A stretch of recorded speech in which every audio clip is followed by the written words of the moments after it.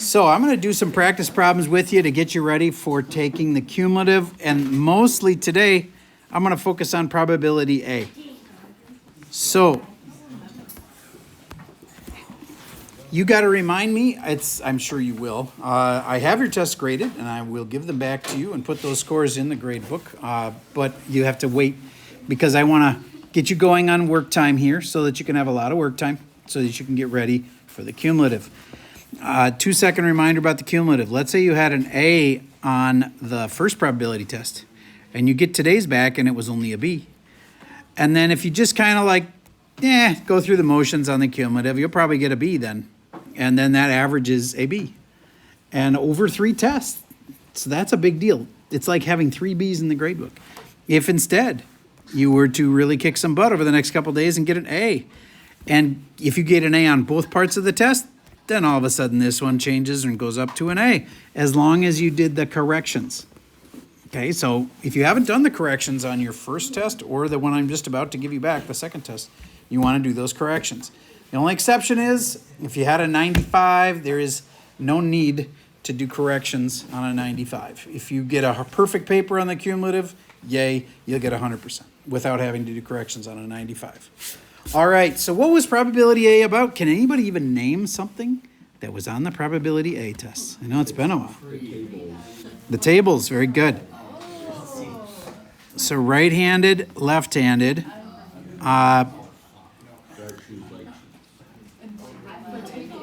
Dark chocolate, light, or neither.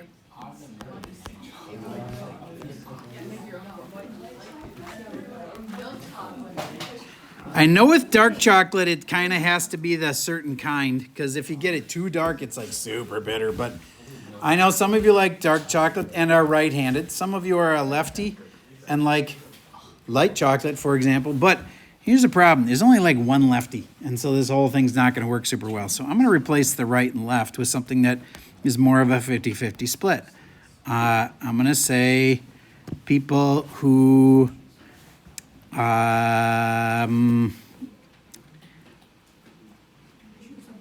let's go with shoes. You guys, you either have predominantly light shoes,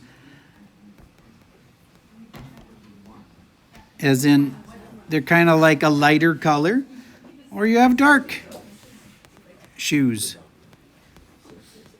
All right, decide where you are in this chart and raise your hand if you have light shoes and you like dark chocolate. 2. Remember, you can only pick dark or light chocolate. You can't be both. All right, 1, 2, 3, 4, 5, 6, 7, 8 people. Who has dark shoes but likes dark chocolate? All right. 1, 2, 3, 4. Okay. Who has light shoes and likes light chocolate, meaning not dark chocolate, which usually means milk chocolate? Okay, 1, 2, 3, 4, 5. Who has dark shoes but likes the lighter chocolate? 1, 2, 3, 4, 5, 6, 7, 8. And this is almost perfectly divided up. Who doesn't like either kind of chocolate and has light shoes? Okay. Who likes neither kind of chocolate but has dark shoes? 1. All right. Then add them all up. 8 and 5 is 13. 8 and 4 is 12. Plus 1 is 13. 26. This better add up to 26 also. 1, 13, 12, 20. This one just isn't lined up in the right spot. I'm moving it over just to make my life better. Yes, there we go. Okay, so now I get to ask you hard questions about this. I'll start with an easy one. Probability, I grab one of you and you like dark chocolate. Dark chocolate.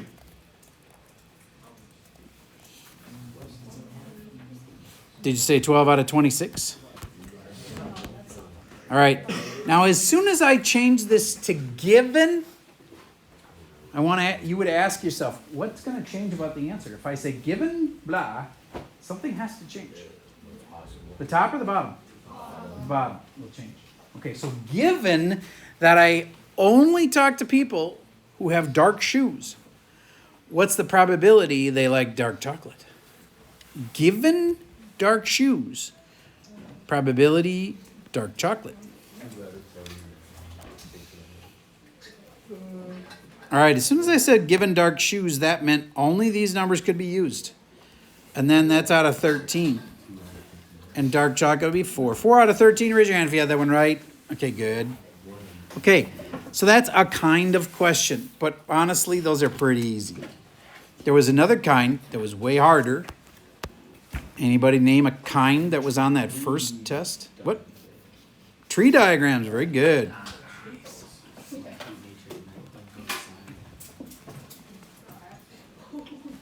All right. Let's say this first one was a weighted coin flip. 0.6 chance that it was heads, as in it's biased. It's weighted to try to bounce around and come up heads more often. Okay? But then on the second thing, it's something completely different. It's the probability that you pick a kid and that they like dark chocolate. Well, based on our old data here, it was 12 out of 26 like dark chocolate. So 12 out of 26. And this is not 12 out of 26 then. You can go and figure out the probability they don't like dark chocolate, which would imply that they either like light chocolate, which is 13, or they don't like it at all. So then this one ends up being the rest of it, which would be 14 out of 26.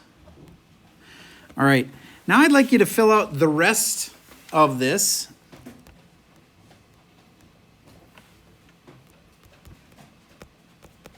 And then I'm going to ask you a hard question about it. So first of all, creating this is part of the game, so to speak. So take a second, actually do this. Use your calculator if you want the decimals. I'll get you started. 12 divided by 26 is 0.462 if you round it.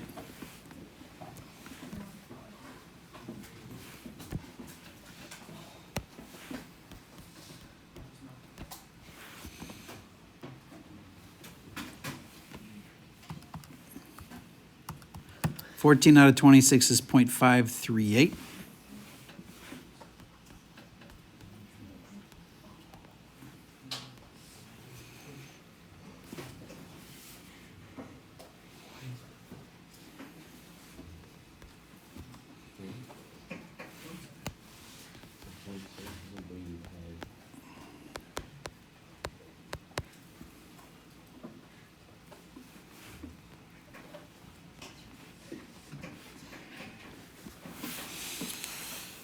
Okay.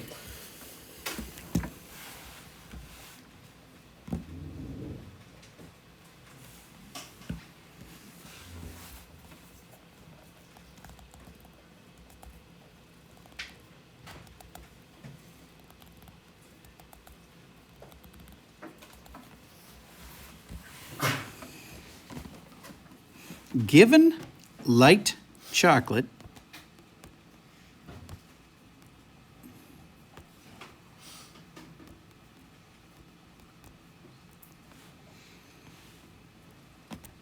what's the probability of heads, comma, light chocolate?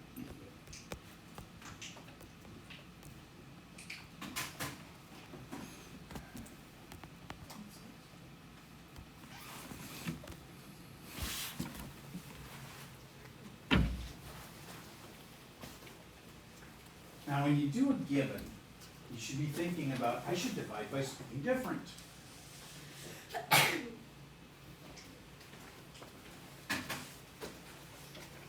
The dangerous thing is to just look for heads light chocolate.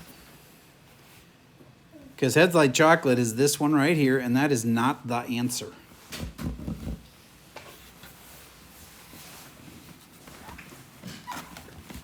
It's part of the answer.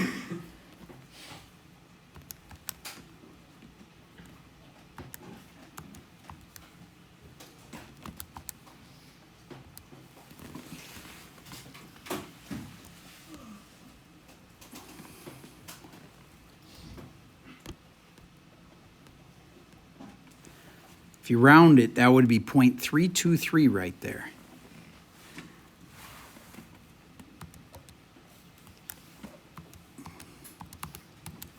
The top one would be 0.277.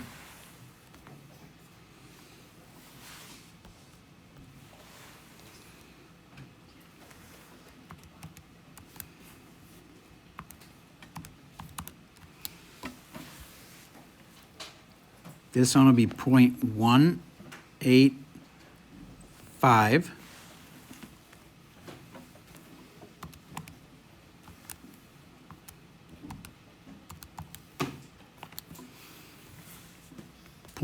.2152, and that should be rounded to 3 places to keep it consistent, so 215.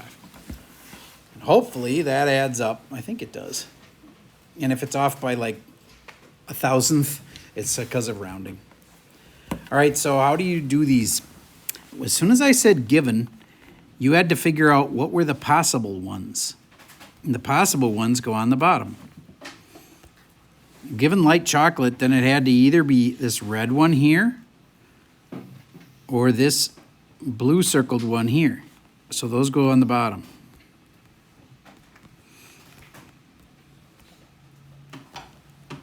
And what I wanted was heads and light chocolate, which was 0.323.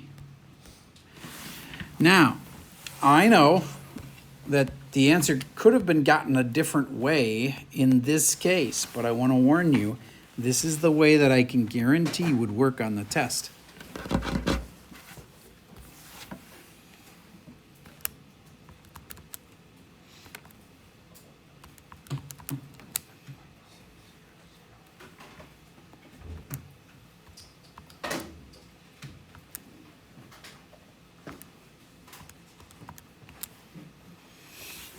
If you actually divide all that out, you get 0.6. Now, I know some of you were just kind of guessing that, and that's great. I think it just means in the end that there's 2 ways you could do this problem. But I can't guarantee that that your other way is going to work. In fact, I can almost guarantee you it won't work. On the test, you're going to want to add up all the things that are possible down here. Because what we do is usually we have a three, like it's got 3 parts to the chart. And when that happens, all of a sudden you can't just look back and find out one of your probabilities and just go, oh, there it is, 0.6. It's not going to be that simple. It is going to be like what I just did, where you add up what's possible on the bottom. Okay, so that's the chart kind. I think the hardest. And the last kind I want to prepare you for is, can you remember? Venn diagrams is correct. Question or comment?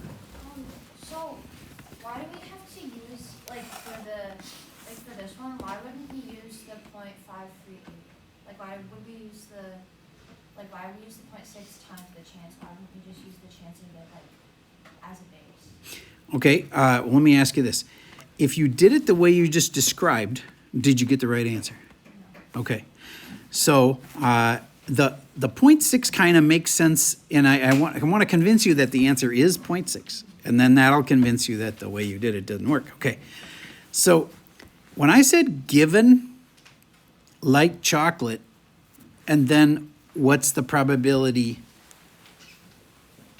You know, I think, that you put together what is given and put those on the bottom. But what if I had just said, what's the probability of heads? If I had just said that, it doesn't really matter whether you picked light chocolate or not. If there's only 2 things happening, you know, the heads or tails and the dark and light chocolate, it didn't matter. The probability of a heads was 0.6. It just was. It didn't matter whether you liked dark chocolate or you didn't. The probability was 0.6. So the people that figured that out in their head, good for you. That's awesome. I will warn you when it's a triple chart that's got like 3 sets of branches, then that kind doesn't work anymore. Okay, so I hear you. You had another way that you felt makes sense, but the way that I would always look on these charts, every time we do them, you have to look at the n numbers, these numbers, as your main guide. Use those numbers.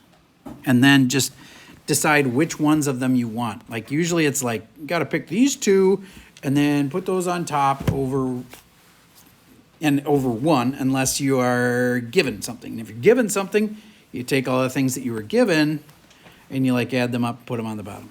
So that's how it's always gonna work. Just take the last numbers and use those in your calculation. Okay, now somebody was correctly guessing that Venn diagrams was the last thing we would talk about. Here's a classic mistake. Apples, bananas, and pears. If I say the probability of bananas is 0.6, people have a tendency to want to go 0.6. What's wrong with that? Yeah, it's this and this and this and that all add up to 0.6. Okay, here's one that's even more subtle. If I said the number of people that like apples and bananas is 14, isn't it really tempting to put a 14 right there?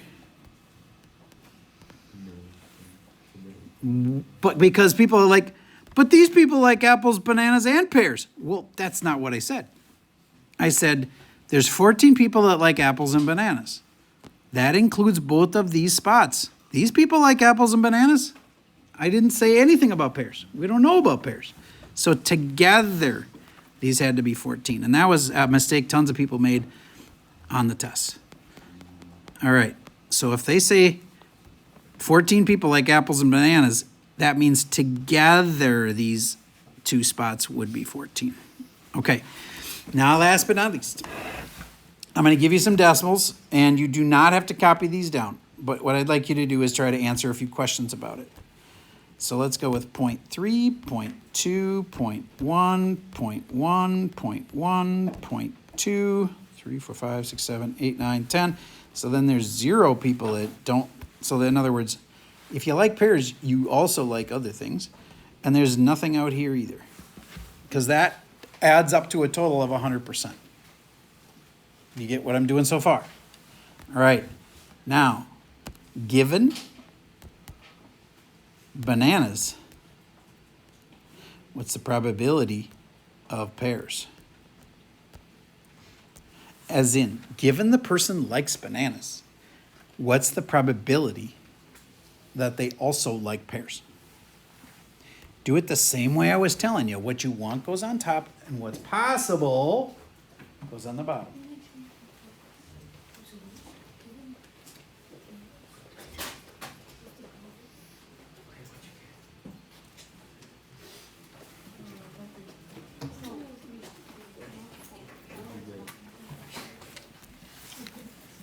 Okay, given bananas meant I was inside this blue circle.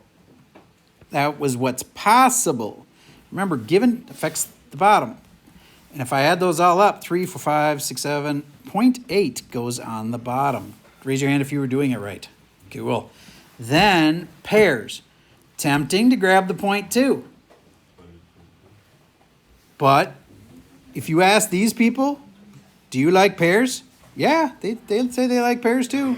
Think of it as that way. Ask these people, do you like pears? Yep. Do you guys like pears? Yep. They both like pears. So 0.1 plus the 0.2, which of course makes 0.3. And 0.3 out of 0.8 would have been your final answer. I'm not sure exactly what that is. I'll divide them. 0.375 is correct. Any questions? All right, so there's the major types from the probability A test.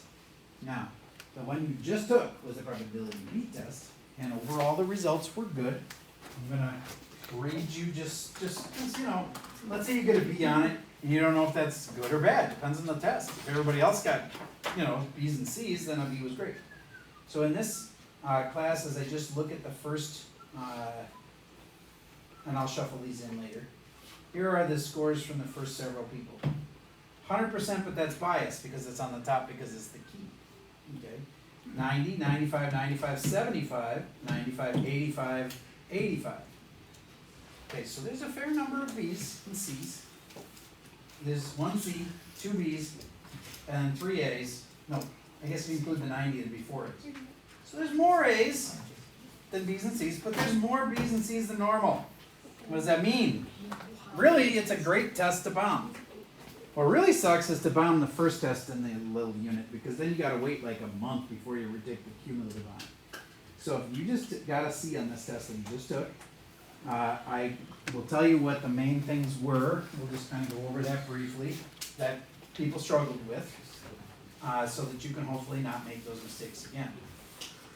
But to make it fair to people that have not taken this test shouldn't be able to hear this. So is there anybody in here right this minute who has not taken this test yet? All right, you two guys, just a quick side note. I would recommend you take it tomorrow in class or before school would be even better. Brandon. Okay? It's up to you. That's when I would take it. So why don't you two step out, shut the door behind you, take your iPad with you so you can work on it. You'll see that there's a practice test in there. That's what I'm assigning. You got 2 days to work on it. Okay, so here's some stuff that were common mistakes on this test. And you got to try to ask yourself if you made this mistake. Actually, I can't record this because then those guys that haven't taken the test yet would get a huge advantage. So that's all I have for the video for today.